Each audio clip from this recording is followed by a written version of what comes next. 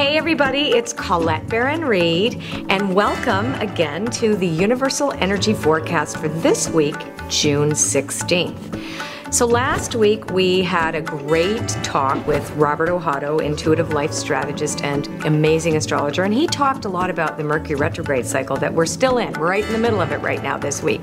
As a matter of fact, the midpoint is June 19th, right? This entire week. So the themes that we're all kind of still working through is based on these questions. What nourishes me and what feels like home to me? What's authentic in that sense of being home? But also, how do I polarize? When I try to analyze things too much, where do I get polarized? Where do I get black and white? How can I be more comfortable in the unknown? I decided to use the Wisdom of Avalon cards again this week to help tell the story of what universal energies are in the atmosphere for all of us this week. So I've shuffled the cards earlier today, and I'm just going to choose the 4 off the top to see what kind of story they have to tell us. So the first card representing what's the overarching theme for us, oh, that's interesting, is the stag. The stag is about pride and leadership. Now I'm going to see the next section of the story, which is about the wind fairy, which rules thoughts, intellectual analysis, thinking, words, writing, communicating, etc. So that's the wind fairy. That's the element of air. And then the next, oh, the bee is the next card. So, and these cards are only read upright, by the way, so you'll notice I'll turn them around. The bee represents victory, luck, industry, and good fortune. Is really what the bee means. Bees make honey. And then to conclude the story, I always like to choose a 4th card lately, and it's birth and rebirth. So let me tell the story as it reads here. So if we begin the story of the energy this week with pride and leadership, it's asking us to take a look at what leads us forward. What motivates us in our world? What is it that we follow? So, you know, if we're following, say, for example, a resentment, it's going to lead us into a place where we're going to have a particular consequence and experience.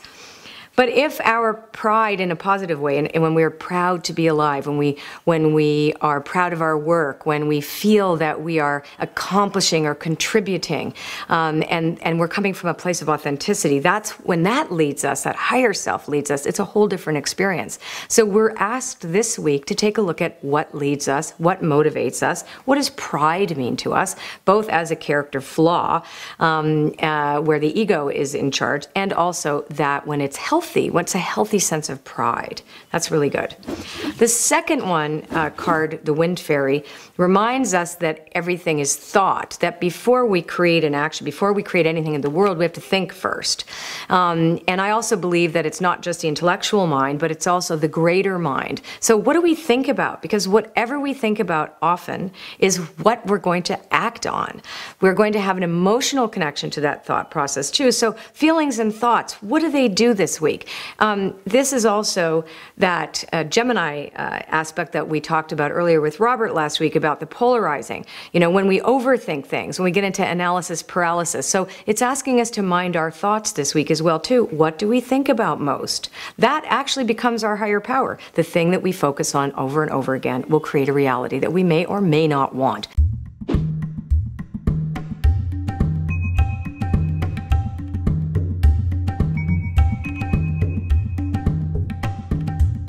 Now, it leads us into the bee. So this is a really auspicious omen. What that means is no matter what difficult work that we have looking at ourselves in the inventory, deciding what, you know, what we're authentically prideful of, what do we think about more often, how can we change our thoughts, feelings, and beliefs into something more productive, because the bee is all about being productive. What serves the world? How do we bring honey to the world? Well, it's it's not going to be vinegar, right? So if we're ruminating and being in a little puddle of resentment and anger and lack of forgiveness and fear of scarcity, et cetera, that's kind of the reality that we're going to create. That's what we're going to produce. But this is reminding us that it's through honey. And how do we find our honey? It's our authenticity. And again, back to that original idea last week, which we started talking about. What nourishes us? What is sweet? What is milk and honey? That's this week. We're going to find those things. So this is great. I think we're going to all have an epiphany at the end of the week. And of course, why do I say that? Because we conclude the whole story with birth and rebirth. And this reminds us that we begin again. We have a new chance every single day. Every 24 hours, we have a new day and a new beginning. And this tells us that if we do the work, we will accomplish a rebirth. We don't have to be stuck in the past. We can actually do the dude things.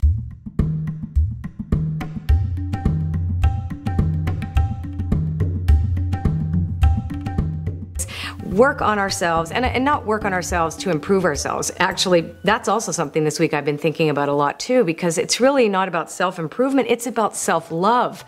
How can we be compassionate with ourselves and others? That's the honey. And then we get to be born again. And in that, all our suffering makes sense at the end of the day, because we get a chance. There's a higher purpose, there's a higher self. And this is this week for us to connect to that. See you next time. Love you all. Bye. Traveling down the road, I didn't know that I was lost. I had tried too many shortcuts, and the cost left my heart broken. So I had it closed for repair.